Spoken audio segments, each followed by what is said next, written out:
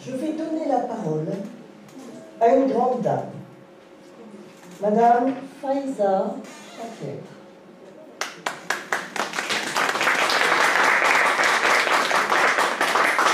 Elle est originaire de Tunisie.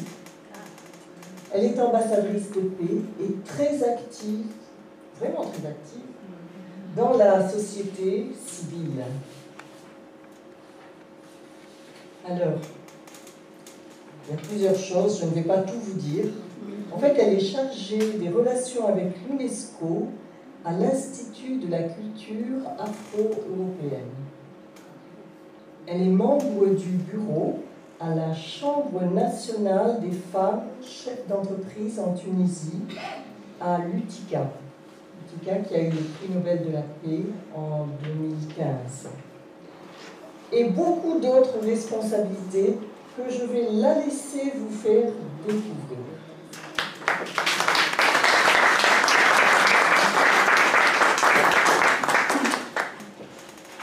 Merci.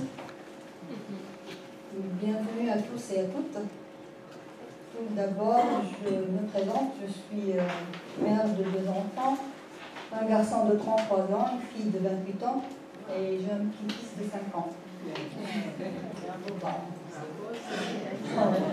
Merci.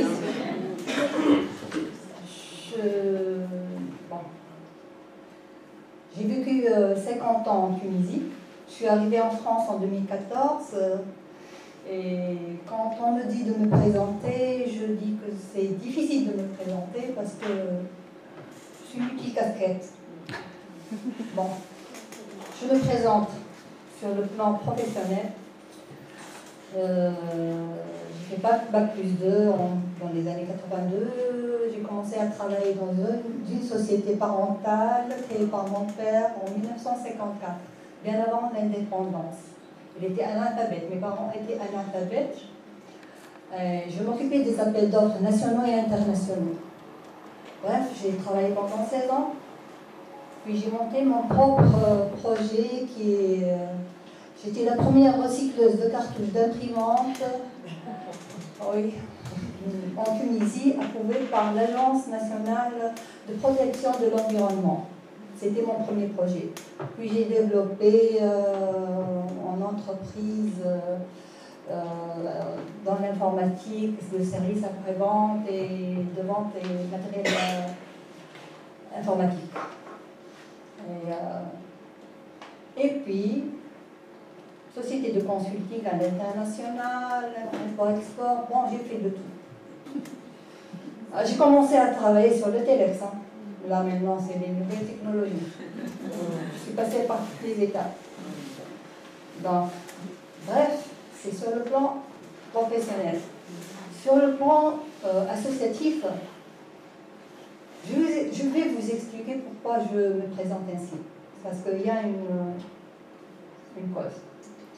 Je suis membre fondateur d'un club, Lions Club mixte, parce que le Lions Club, dans les années 93, c'était pas mixte, c'était pour les hommes. Et puis, j'ai intégré un club qui n'était pas mixte, avec 3 femmes. Je suis devenue présidente en 2011, c'est-à-dire juste après la Révolution. J'étais membre du bureau exécutif de la Chambre nationale des femmes chefs d'entreprise, l'UTICA, les Nobelistes. C'est comme le MEDEF, le syndicat du patronat. Oui, et on est 18 sur 1 millier de chefs d'entreprise. Je suis chef d'entreprise dans ce contexte. Bref, j'étais... Bon, ça suffit pour la Tunisie.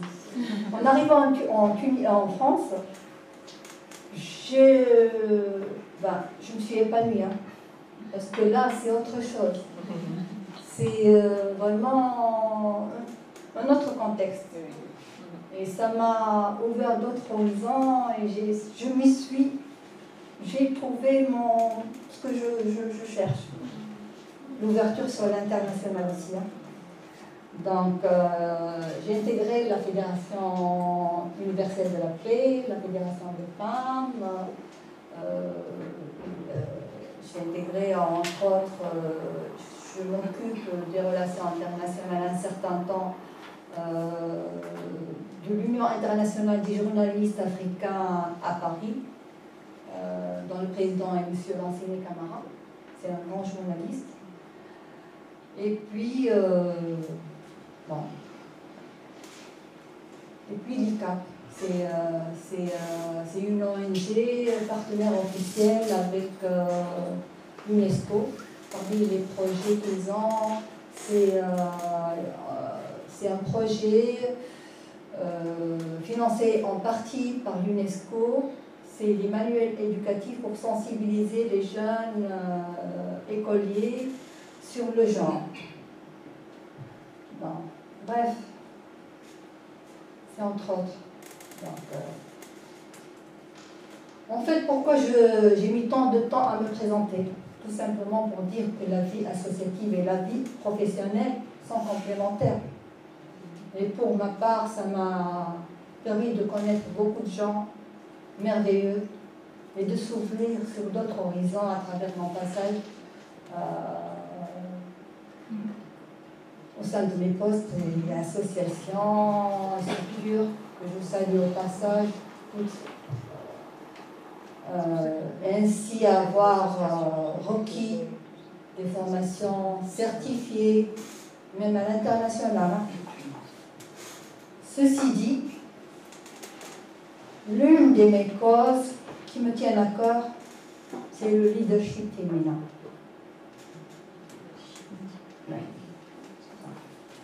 Je cherche mes pages, hein. Parce que j'ai préparé mon speech hier. Hein.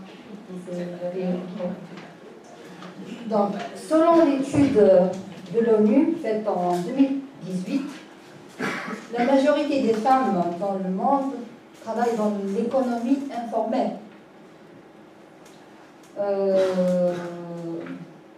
Et n'ont pas de couverture sociale généralement. On voit la population active par secteur, c'est-à-dire 61,5% c'est le service, 25% l'agriculture, 13,5% dans l'industrie. Dans les postes de dirigeantes et de pouvoir, c'est 23% sièges parlementaires et 4% PDG uniquement. Donc, pourtant, la femme a toujours fait preuve d'une capacité de leadership étonnante. Elle cherche le meilleur en elle-même pour réussir à tailler sa place dans son quotidien et aussi pour ses enfants, pour les aider à traverser leur chemin tout en se battant pour elles-mêmes. Alors on se demande pourquoi tant d'écart, ce déséquilibre. Excusez-moi, je cherche mes pages.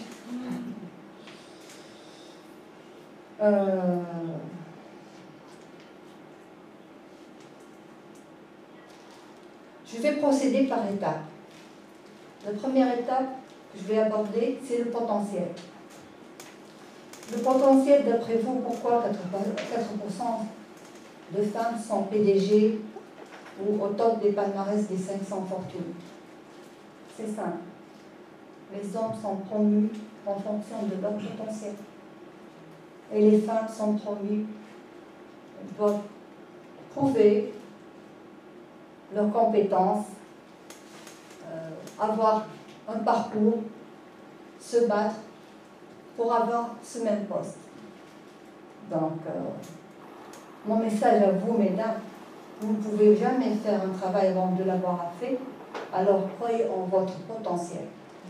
Car personne ne le fera à votre place.